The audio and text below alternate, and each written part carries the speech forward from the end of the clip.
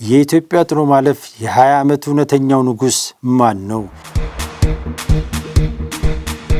የኢትዮጵያ ጥሎ ማለፍ ዋንጫ ሲነሳ አእምሯችን በቀጥታ ወደ ሁለቱ ግዙፍ ክለቦች ይሄዳል፣ ወደ መቻልና ቅዱስ ጊዮርጊስ።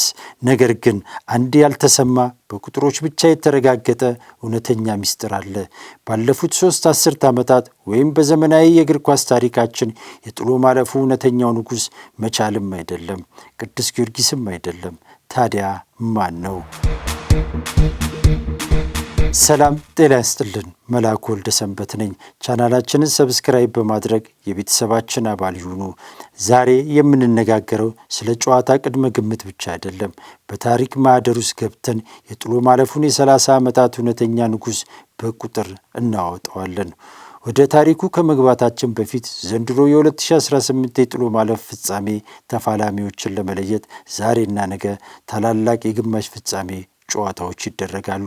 ዛሬ ሁለቱ የትግራይ ክለቦች መቀሌና ወልዋሎ፣ ነገ ደግሞ ኢትዮጵያ መድንና ሲዳማ ቡና ከቀኑ 10 ሰዓት ላይ እሳትና ጭድ የሆኑ ፍልሚያዎችን በአዲስ አበባ ስታዲየም ያደርጋሉ። ነገር ግን የዚህ ውድድር የ30 ዓመት ቁጥር ምን ይላል? ባለፉት 3 አስርት ዓመታት መካሄድ ከነበረባቸው 28 ውድድሮች መካከል 6ቱ በተለያዩ ምክንያቶች ሳይደረጉ ቀርተው 22ቱ ተከናውነዋል። በእነዚህ 22 ውድድሮች 11 ቡድኖች ዋንጫ ማንሳት ችለዋል። የሚያስገርመው ግን 63 በመቶ የሚሆነውን ዋንጫ የወሰዱት የአዲስ አበባ ክለቦች ናቸው። የክልል ቡድኖች ማሸነፍ የቻሉት 4 ጊዜ ብቻ ነው። ይህም ውድድሩ በአዲስ አበባ ቡድኖች ቁጥጥር ስር መውደቁን በግልጽ ያሳያል።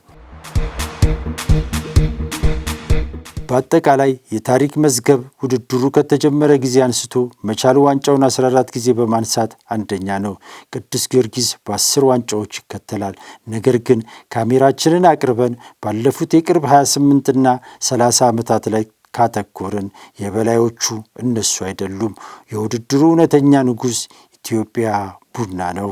አዎ፣ የማራኪ እግር ኳስ አጨዋወት ባለቤቱ ኢትዮጵያ ቡና በአጠቃላይ ካነሳቸው 6 የጥሎ ማለፍ ዋንጫዎች መካከል 5ቱን ያነሳው በዚህ በ30 ዓመታት የቅርብ ታሪክ ውስጥ ነው። በጥሎ ማለፉ የቡና የበላይነት በዚህ ብቻ አያበቃም። 8 ጊዜ ያህል ለፍጻሜ በመቅረብም በሀገሪቱ ቀዳሚው ክለብ እሱ ነው። ይህ ማለት የታሪክ የበላዮቹ መቻልና ጊዮርጊስ ባለፉት 30 ዓመታት እንደ ኢትዮጵያ ቡና በጥሎ ማለፉ ስኬታማ አልነበሩም ማለት ነው። ይህንን የጥሎ ማለፍ ስኬት ወደ ግለሰብ ስናወርደው ደግሞ የውድድሩ ቀዳሚውና ስኬታማው ሰው ታዋቂው አሰልጣኝ ስዩም አባተ ናቸው። አሰልጣኝ ስዩም 3 ጊዜ የጥሎ ማለፍ ዋንጫን ሲያነሱ 2ቱን ያነሱት በትክክል ከኢትዮጵያ ቡና ጋር ነበር። እዚህ ጋር አንድ ትልቅ እውነታ ማንሳት አለብን። ኢትዮጵያ ቡና ባለፉት 28 ዓመታት የፕሪሚየር ሊጉን ዋንጫ ያነሳው 1 ጊዜ ብቻ ነው። ታዲያ ይህን ያህል እንዴት ግዙፍና አስፈሪ ደጋፊ ሊኖረው ቻለ? ዋናውና ዋነኛው ሚስጥር በጥሎ ማለፉ ላይ ያለው ይህ ውጤታማነቱ ነው። የቡና ደጋፊ ማራኪ አጨዋወት ብቻ ሳይሆን ዋንጫ ወይም ሁልጊዜም ለዋንጫ የሚፎካከር ታላቅ ቡድን አይቶ የመጣ ደጋፊ ነው። ለዚህ ማረጋገጫው ቡና በፕሪሚየር ሊጉ የ27 ዓመት ታሪኩ 21 ጊዜ ከደረጃ ወጥቶ አያውቅም። 11 ጊዜ ሁለተኛ፣ 9 ጊዜ ደግሞ 3ኛ ደረጃን ይዞ አጠናቋል።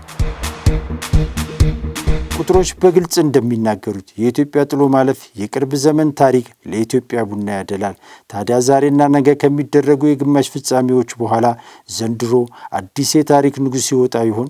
ወልዋሎ፣ መቀሌ፣ መድን ወይስ ሲዳማ ቡና? እናንተስ የቡናን የጥሎ ማለፍ የበላይነት እንዴት ተመለከታችሁት? ግምታችሁንና አስተያየታችሁን አሁኑኑ ኮሜንት ላይ አስፍሩልኝ። ቪዲዮውን ላይክ፣ ሼር እና ሰብስክራይብ ማድረጋችሁን አትርሱ። መላኩ ወልደሰንበት ነበርኩ። የድል ጨዋታ ይሁንልን። ቻው።